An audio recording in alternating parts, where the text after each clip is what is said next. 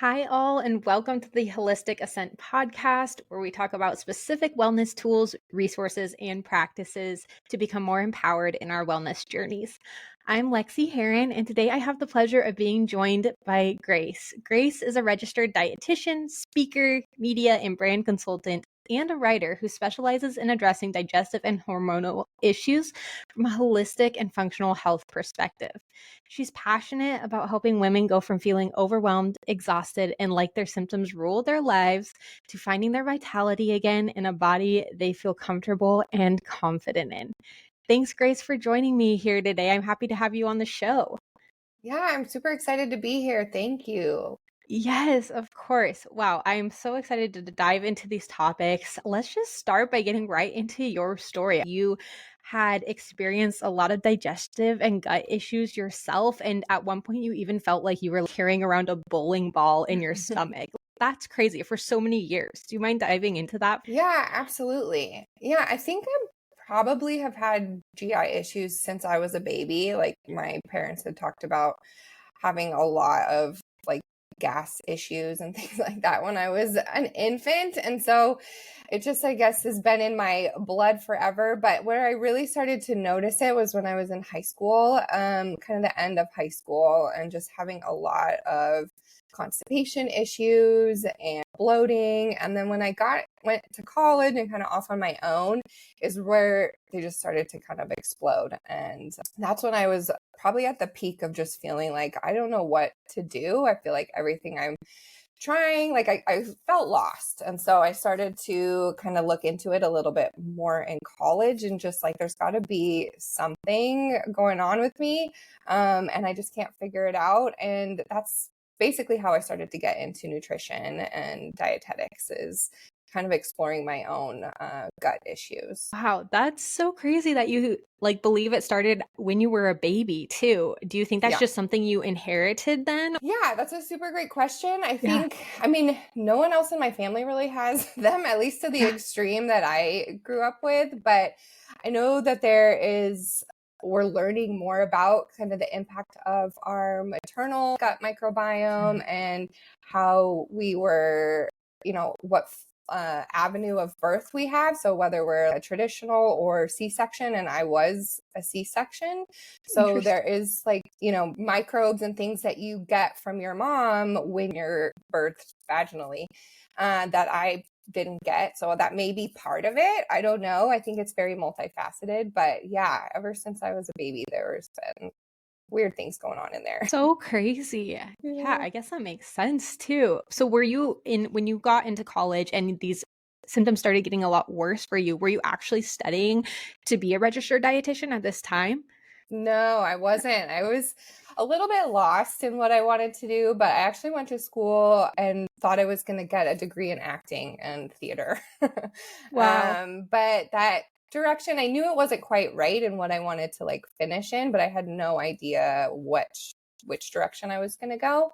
And then started to kind of explore this topic of nutrition and what that meant. I had wasn't even on my radar before that. And as I started to dig in more, I was like, oh, I can actually get a degree in this. Like, this is a career. And so I really enjoyed it. And obviously that's what stuck. But I love that. You just took yeah, your personal journey and then you converted it into your career. And I yeah, think that's so impactful. And you get to 100%. continually share your story nowadays. So, what ultimately led you on this path to healing your own gut issues? What did that look like in that 10-year span? I was reading it took you quite a Yeah, while to get these gut issues under yeah. control when they were at their worst. So, what did that journey look like? Yeah, I mean, it was a lot of ups and downs, and definitely feeling a little bit resigned to oh, this is going to be my life forever, because Mm. there wasn't a lot of resources. I mean, even when I started college, we learned obviously the basics of how digestion works, but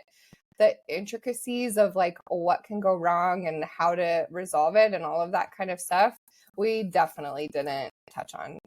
So I didn't really have an idea, of how to go about it besides the basics of making sure I got enough water and enough fiber and that kind of stuff. And that wasn't enough for me. I still had pretty severe GI issues, even though I was meeting those basic level recommendations.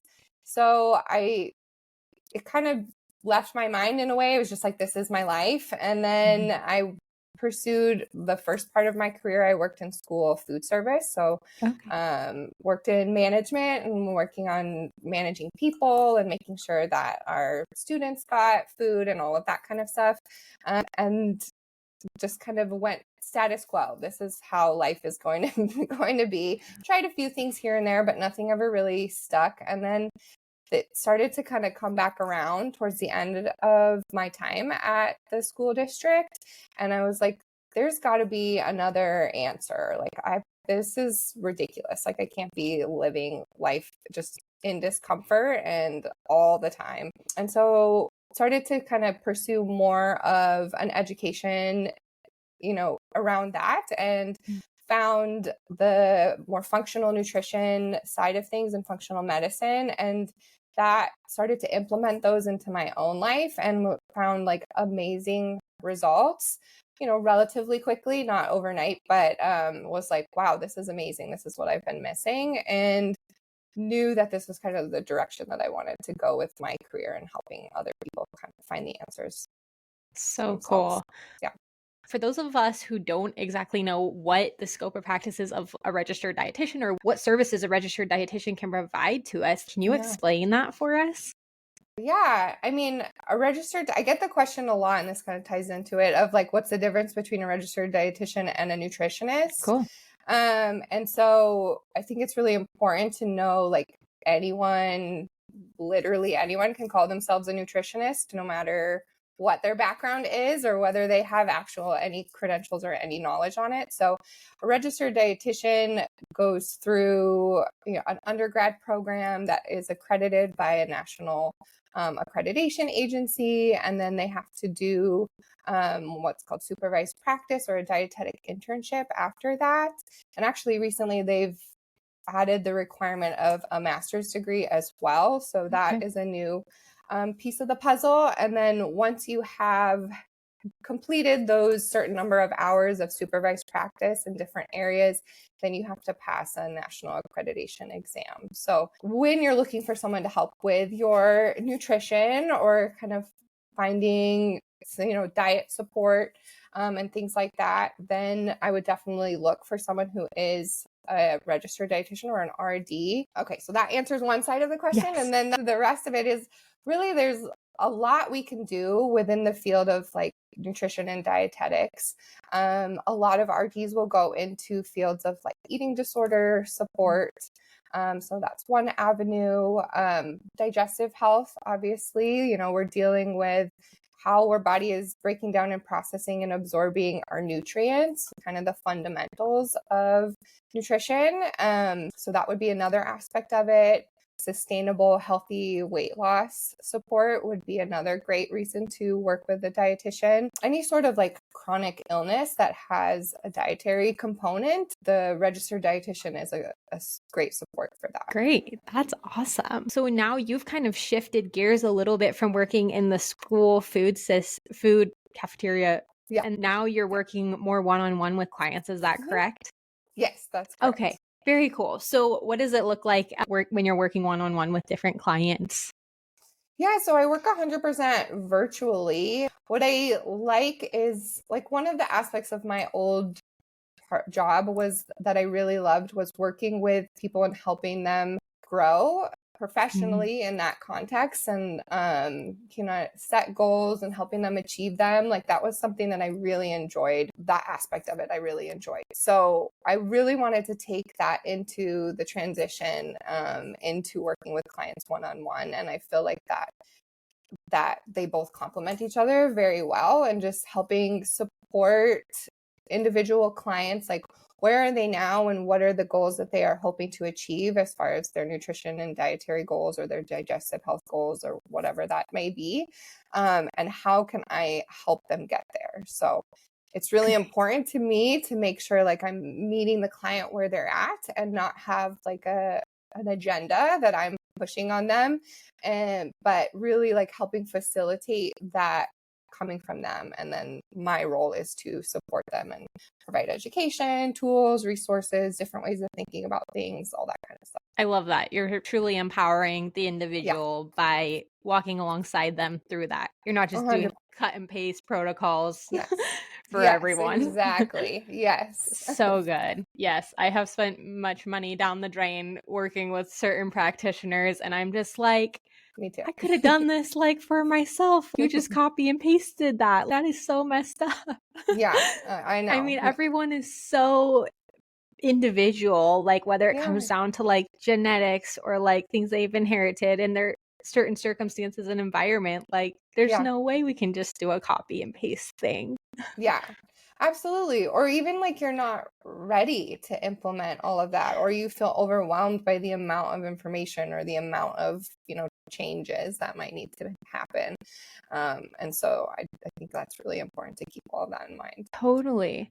Well, so you specifically specialize in gut health and hormone health. Are you able to Mhm. explain the correlation between gut health and hormones? Yeah, gut health is interconnected with so many aspects of your health. But as it relates to hormones, I mean, we make our hormones. So we need to have, I like to call them like the ingredients that we need in order to build the hormones to kind of know which ones we need at which times and that kind of a thing. And so if we're not either one taking in through our diet like the ingredients that we need to make the hormones, or we're not absorbing them correctly because our digestion or our gut health needs some support, then that's going to make it very challenging to make the hormones and all of that kind of stuff. So that will directly relate to hormone imbalances or things like that. Other aspect would be we utilize a lot of the same organs. Like, for example, our liver has a very important role in both elements of our hormone health and our digestive health. And our liver plays a big role in all sorts of things in our body. But if there are ways that we can like optimize how some of those organs are functioning, or like opening up those detox pathways that our liver would need in order to effectively, recycle our hormones, or kind of filter through the for one, for example, is estrogen. If we have too much estrogen, it actually becomes toxic. So if there are we're kind of clogged in that pathway, and that can relate to whether we're having regular bowel movements and things like that. We need to clear that up and make sure that's functioning as optimally as it can, so that our estrogen doesn't build up and create uncomfortable symptoms in other ways and feel like that. Totally. Do you think that do you think our environment is so much more toxic and it causing overload on our systems than it used to, or the things that we're eating? I just feel like I see everywhere I look, left and right, I see more gut and hormone issues than ever Yeah. before. What do you see in your work, and what do you believe the root cause is? Yeah, I think that's a really great question. And I don't know if I necessarily feel like gut and hormone issues are like more prevalent than they were, but I do feel like Okay. we're talking about them a lot more. And I Mm, think that can sometimes seem like it is more common.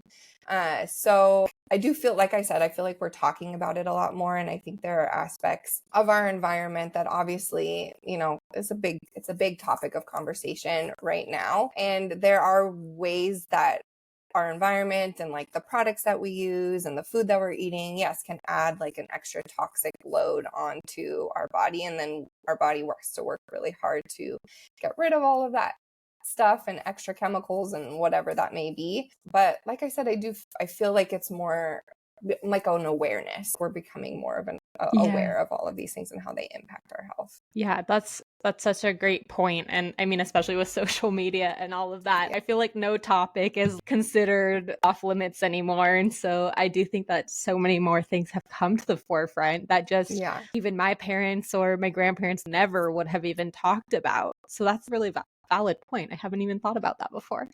Yeah, 100%. And I also feel like, especially digestive issues can be super embarrassing and isolating, especially for Yeah. women. And so, it makes sense that we don't really want to talk about that with others, or we feel like we're alone and we don't we want to keep that to ourselves because it can be so uncomfortable. And that comfortability to kind of open up and be like, yeah, I experienced that too. I feel like is kind of bringing it to the forefront a little bit too, which is nice. It's empowering in its own right, I feel like. Most definitely.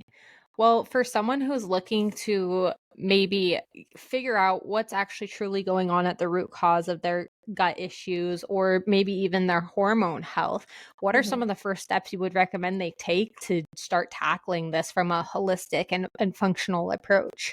Yeah, I love that question because I feel like we see so much again with like more talking about it. I feel like then there's more experts out there sharing their one size fits all or whatever magic pill that's going to cure all of it. So I think it's really important to start with the foundations before jumping into any sort of supplement or treatment protocol, especially if it sounds like it could be too good to be true. A lot of times that it is. And so it's not necessarily the sexy stuff, but really finding relief that's going to last for both hormonal and digestive issues is really getting back to those foundations. And so that's things, and this is where I start like all of my clients with is working a very important first step is working on getting good blood sugar balance. Involved in that is making sure that you are eating enough protein, and it's how you eat your meals throughout the day, like how you space them throughout the day. Starting with breakfast, I see that so often that so many people skip breakfast or they just have like coffee for breakfast, and that's a huge has a huge impact on your stress hormone levels, which is then going to impact, it has this kind of trickle down effect, going to impact hormones in other ways and definitely going to impact our digestion. So step one is always like blood sugar balance. How do we get there? Getting enough sleep is another huge one that I feel like so many people don't do in our society, our US, just like high productivity society. I can sleep when I'm dead mentality kind of comes into play a lot. And so really looking into if you're getting enough sleep and if you're not, like why? And that can be related to a variety of things too. And so making sure that we're addressing that. Getting enough fluids, mineral balance and mineral replacement, I think is another super important fundamental that we need to have in place. And then what I call meal hygiene. So this is just how we go about eating our food and our meals, not just what we're eating is super important. So slowing down, taking enough time to eat while just focusing on eating and not while distracted. So not while you're working, like at your desk at lunch or while you're scrolling social media, or while you're driving, or this kind of mentality of just go, go, go, go, go. And kind of eating gets pushed to a secondary part that can have a huge impact on your digestion. So I love that meal yeah. hygiene. I haven't heard it called that before, but I feel like that's so valuable. Like I've even heard that when you actually go through the process of cooking your own meal too, that actually helps stimulate more like digestive enzyme activity, and that actually helps you get more value from your food when you're consuming it. And it's just like simple things that I feel like usually we're always trying to like check the boxes, like, okay, did I just get my protein, carb, and fat? Yep, I'm good. But you're eating it on the in the car on the way to work or something. But I think that's so valuable because our body can definitely feel that stress and like impacts everything if we don't slow down. Yes, 100%. Yeah, it's actually scientifically, so what you said is scientifically backed. Cool. We have a phase of digestion called our cephalic phase of digestion, and that really happens before you ever put food into your mouth. And the sight, the smell, all of those go into like stimulating your brain to start producing saliva and start producing more stomach acid, and our pancreatic enzymes like getting ready to receive that food. So you can kind of feel it too. So like when you're cooking, but also if like let's say you walk by a bakery that smells really good and you smell it and your mouth starts watering and things like that. That is the cephalic phase at work. Okay. And so if we can create that for ourselves, ideally every time we eat, obviously, life is life, but things happen. But if you can, then that's going to help set your body up for success to be able to digest and absorb your food the best. I love that. I feel like our days are like so go, go, go, at least for me, It's sometimes when I go to eat a meal, I just feel like, I don't know, I just feel like I can't even relax sometimes. Do you have some tips or tricks that work for you or for your clients to help get into that mindset or phase? Yeah, absolutely. So one thing that I'll recommend often and use myself too is, well, back up a little bit, like telling people that they need to manage their stress or de-stress can often feel like even more stressful on the person.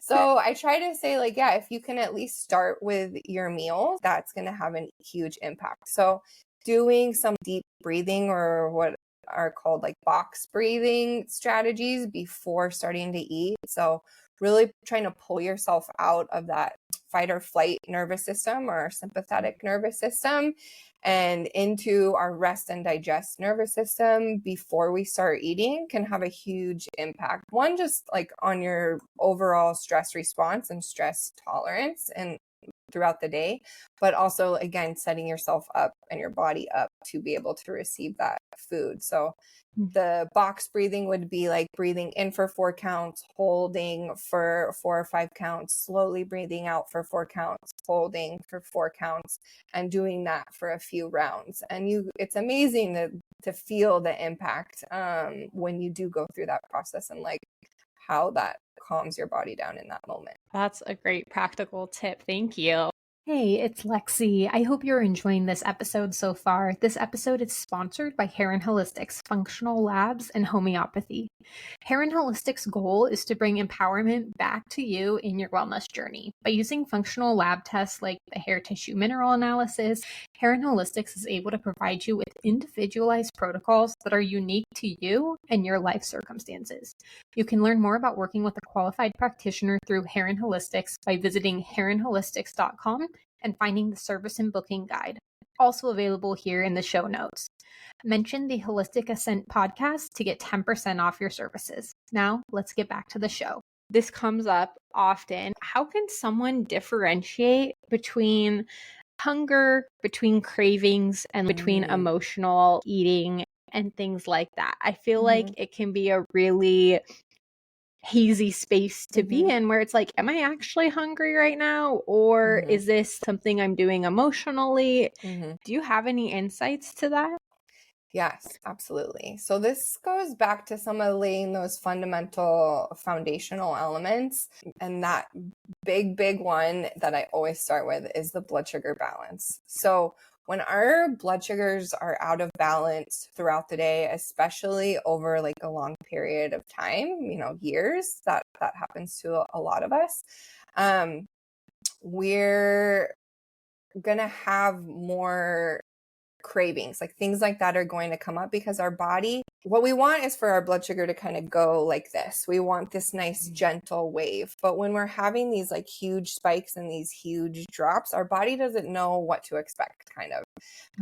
And so it's going to crave things like when people feel like they have an addiction to sugar or things like that, or they just like can't stop eating when they get home after work, or that those kinds of symptoms come up a lot. And that has to do with not getting, basically your body telling you that you haven't gotten what you needed earlier in the day. And so it's trying to like get that quick source of like, I need sugar because sugar is energy and I need that right now because I haven't gotten that yet. And I've kind of like been all over the place. And so cravings develop because of that blood sugar imbalance. So if we can get back to the basics and really work on that blood sugar balance throughout the day, you will be amazed at how those kind of like insatiable cravings start to go down and go away. And then that doesn't get rid of everything based on what you were talking about, but you can start to have a little bit more discernment in like what this is. So there is like a mindfulness piece of it, and kind of asking yourself, like, why am I reaching for this food? Am I hungry? And like checking in with yourself and kind of becoming aware of like what your personal hunger cues are. Are you starting to get headaches in the afternoon and you look and, oh, I haven't eaten, since 11 a.m. So that's probably like, oh, I probably need some food right now. Or if you just ate and then you're just like find yourself going back into the kitchen and just kind of like mindlessly looking for something sweet. It's like, well, what is this really about? Am I bored? Is there something like maybe I actually need to go for a walk? I'm feeling a little bit restless or something like that. Like that, you can investigate a little bit better. But we first want to make sure like your body is getting what it needs to feel safe, and meet its basic needs.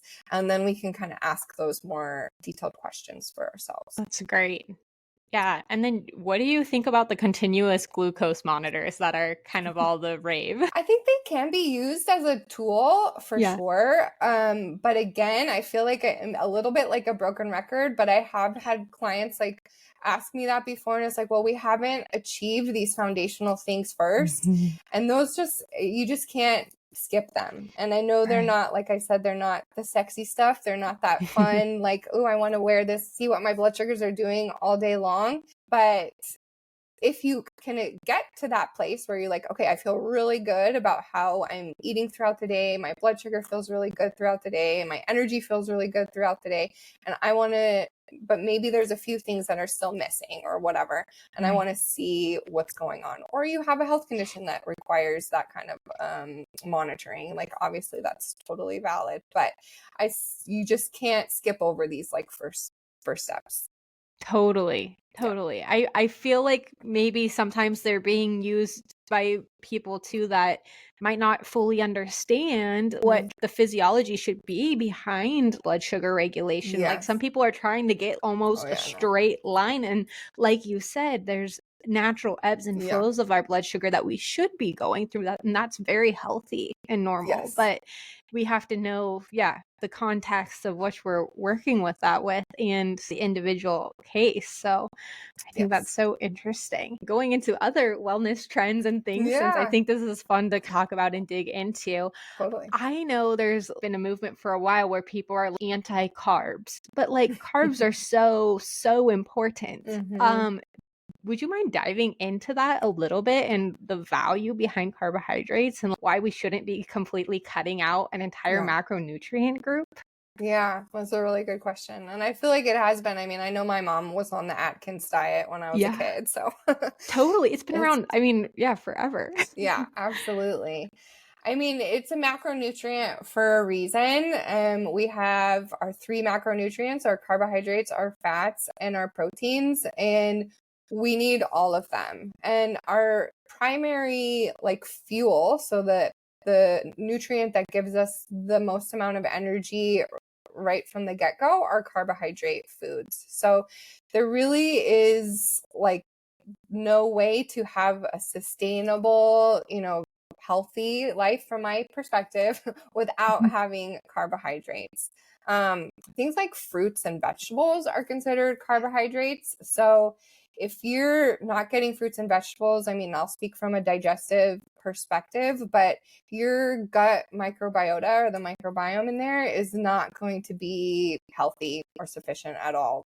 Our gut bugs feed off of those plant fibers. So you're getting fiber also with your carbohydrate foods, which is an essential for good, bowel movements and helping lower cholesterol and all kinds of important things in our body. So one, you'll be getting either a lot less or no fiber if you're not eating carbohydrate foods. And then our gut bugs I like to call them picky eaters. So if we are eliminating even whole foods out of it, let alone like a whole food group, then some of those gut bugs or a lot of those gut bugs are not going to get the food sources that they need to thrive and do what they need to do. And our gut bugs, some of them make, essential vitamins. They help us break down our food. So they're really important. We want to help nourish them and help them be healthy, not just for like good digestion, but just to make sure that we're getting all of the nutrients that we need and to live our life the way that we want to live. So eliminating carbohydrates, I don't recommend it. It's also one of the main fuel sources for our brains. So we're not going to have, our brain's not going to have that energy source either. And obviously we want to be able to function, our brain to be able to function as optimally as possible. Totally. I feel like people don't usually think of fruits and vegetables as being carbohydrates. And so I think that's really valuable that you pointed that out, because I think the first things that come to mind are like the food pyramid, and it's like bread and rice and things. And so I think that's such a valuable point. Yeah. From your practice and your work, and even maybe from scientific research you've looked at, is it more valuable for us to have the same kind of meals every day consistently, or to change it up and keep our system guessing like what we're going to eat next? Mm-hmm. Because I've kind of heard both ends of the spectrum on this, and I'm just curious your take as a registered dietitian on that. Yeah, that's a really good question. And that goes back to kind of what I was saying about our gut bugs being picky eaters. Okay. So I 100% advocate for a variety all the time. I think there can be systems in place like we were talking about earlier, as far as like timing, and maybe you have a formula for your lunch and your dinner that you have. So, you're always going to have some sort of grain, a protein, and then a veggie for dinner potentially. But you can mix it up. So trying to okay, this week I'm going to get these 3 vegetables for dinner, and then the following week maybe try 3 different ones. But I work with my clients to get at least 30 different plant foods a week.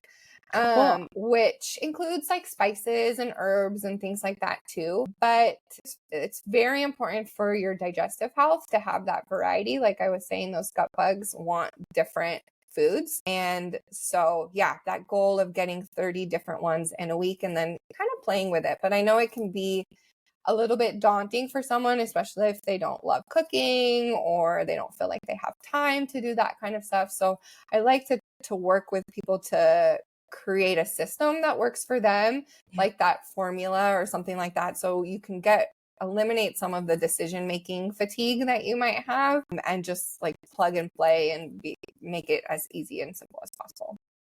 That's awesome. Do you have a list that you give your clients of like, here's so many different options of like spices and different fruits and veggies and things?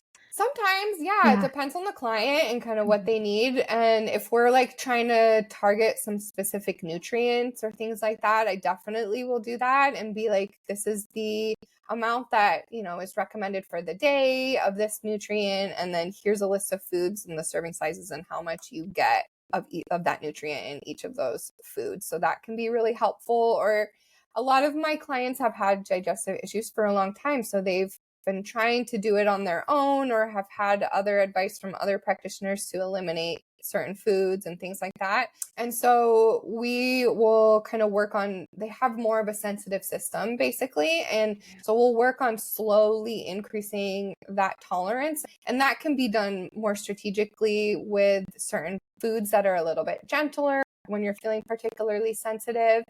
So I will provide like a list of those kinds of things, like start here and do it slowly. And then you can work up to things like broccoli and things that may be a little bit harder to digest.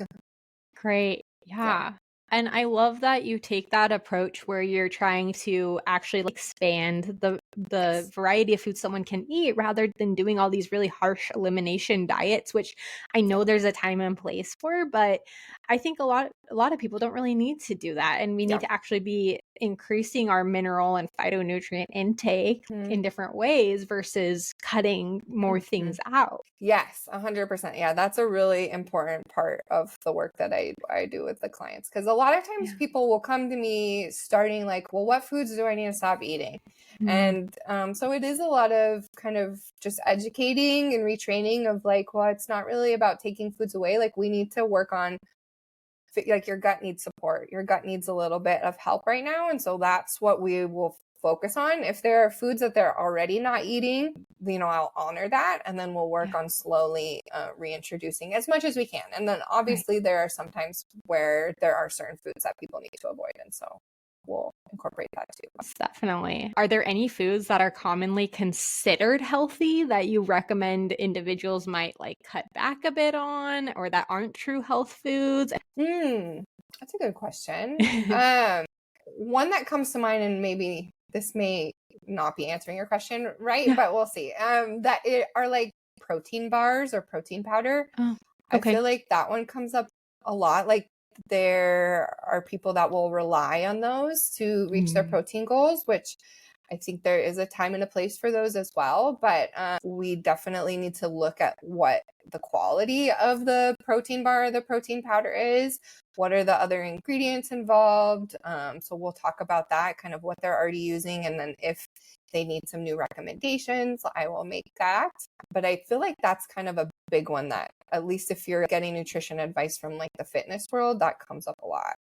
Totally. I think that's a great perspective to take on it. I wouldn't have even thought about that, but it's so true. And there's so many additives in so many of the protein powders. I mean, I haven't even found a good clean one to use myself that I don't know. I have a pretty strict filter with my label reading for myself, but I haven't been able to find many good ones. But that's a great. It's hard, yeah. And some people will be having them, eating them, and then they have like artificial sweeteners or things like that, and those can be really irritating on the gut. So they end up doing more damage than good. So yeah, we'll talk about that too if that's the case for them. And so would you say you take most definitely a more whole food approach to everything, like getting as many whole foods in as possible? Yes, I do. But again, really, meeting the client where they're at. So if, let's say they have 3 kids and they need to get out the door in the morning and they don't have time to sit down and have a 20-minute breakfast, we will figure out how to still meet their nutrition needs within that context as well. So, and that can involve things like a protein shake or a protein bar and something that that's still giving them good quality nutrition. But yeah, like I said, fitting in with their lifestyle and things like that. Yeah. Being realistic with the approaches and applicable to individual circumstances. Very cool. Well, if someone's just looking to start out focusing on maybe dialing in their nutrition and hormone health, what are 3 simple changes that you would recommend they implement to get going on that path? Yeah. So a big one that I recommend first and foremost is not drinking coffee on an empty stomach. It's super important for gut and hormone health. Those two go hand in hand in that case. And going back to that good blood sugar balance. So drinking coffee on an empty stomach is going to really mess with your blood sugar balance first thing in the morning. So trying to get some protein in first thing in the morning, at least within like 30 to 60 minutes. So like I was saying a little while ago, if you're not able to sit down and have a full meal, at least getting like a wake up snack with some protein in there. So if that's a protein shake you made the night before, or smoothie, or a protein bar with a piece of fruit or something like that, so that you're getting some nutrition and some protein in first thing in the morning, highly recommend. That would be a great place to start. That's a big one for people who've been skipping breakfast a lot. It can take a little time to your hunger cues to adjust. Sometimes people will say that they're not hungry first thing in the morning. So you just have to be kind of patient, a little bit consistent, and get that food in first, like even if you're not feeling super hungry, and eventually your body will adjust to that. And you'll feel those hunger cues more first thing in the morning over time. A second one would be making sure to get enough water. So again, these aren't going to be super sexy recommendations, but super important. Starting with at least half your body's weight in ounces per day. And then if you're dealing with slower bowel movements or constipation, really trying to work that up to at least 80 to 100 ounces per day. It makes a huge, huge difference. And then potentially adding in some electrolytes if you're still struggling with that is a common one. And then the last one I would say is addressing the stress and going back to that at least starting with calming down and de-stressing before meals and during meals as much as you can, and not eating while distracted, and all of those meal hygiene strategies that I was talking about earlier. So doing those box breathing, deep breathing before starting to eat, to really just get your body set up for effective digestion. I love that. I feel like those are, like you said, they're not sexy, but they're so practical and achievable, which I think is really empowering, because Yes. sometimes it can seem super overwhelming when we're trying to get a grasp on our health and our symptoms we've been experiencing forever. And sometimes we just need a little bit of an extra push on just these basics, like you said. And I think that's really encouraging, at least for me. Yeah, great. Yeah. That's exactly what I'm hoping for. Well, I've loved chatting with you today. I feel like I could chat for you for hours and we could dive into so I many different agree. things. But for the sakes and purposes of keeping this short and sweet for the audience, where can people find you? Where can people work one-on-one with you and find more of your resources that you have available out there? Because you have so many. Yeah. My website and my email list are really the best places. So I have a blog that has some lengthier, just research-based articles on different GI issues, especially like IBS and SIBO, small intestine bacterial overgrowth. So if that's anything that you're struggling with, like, that's a great resource for that. And then I do a weekly email out to my email list. So there's different ways to get on that email list if you go to my website. So that's a really great way to stay up to date on info on how to work with me. And then I'm actually holding a free virtual event this December, early December, to help you figure out exactly what your root cause is for your digestive issues. So if that's something you're still kind of searching for, I'd highly recommend getting on my email list so that you'll get the info for that event and be able to attend that before the holidays. Awesome. That's so cool. Oh, I love that. I've got to add that to my calendar to attend. That's super valuable. And I'll link all of these in the show notes for everyone, but your website is nutritionwithgracerdn.com, correct? Yep, that's Perfect. correct. And then on Instagram, you are bloat-free_nutrition.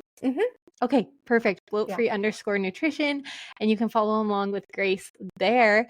Well, thank you so much, Grace. I really appreciate your balance of holistic and science-backed approaches. And I just think that's so valuable in today's world for everyone. So thanks for sharing your wisdom. Oh my gosh, thank you so much for having me. I love talking about this stuff. So this is great. Well, I really enjoyed this conversation I had with Grace today. I hope you all found it valuable. I know that I really appreciated her applicable approaches to taking our health back and really working on those foundational things like the blood sugar regulation, getting more of a handle on stress, not drinking a cup of coffee before we've eaten some good protein in the morning, and focusing on hydration and good sleep. And like she said, those aren't the sexy things for sure, but they really are practical and I find to be pretty easily achievable for most of the population, which I think is really awesome and encouraging. I really appreciated her practical steps for being able to focus on calming down and triggering the parasympathetic nervous system before we eat a meal so we can get more of that stomach acid produced and those pancreatic enzymes and the things that really help us get the most bang for our buck from the food that we're consuming. And I really just think those are small but extremely valuable things that sometimes go overlooked. Like we're trying to check all these boxes in the bigger realm, making sure we're getting that protein, fat, and carbohydrate intake dialed in to a T. But are we actually focusing on these other smaller things too that are just as impactful, if not more valuable, on our gut health and overall hormone health? I know I learned some valuable tidbits from her, and I just loved the analogies that she was able to use to really easily explain these concepts in an easy to digest way, pun intended.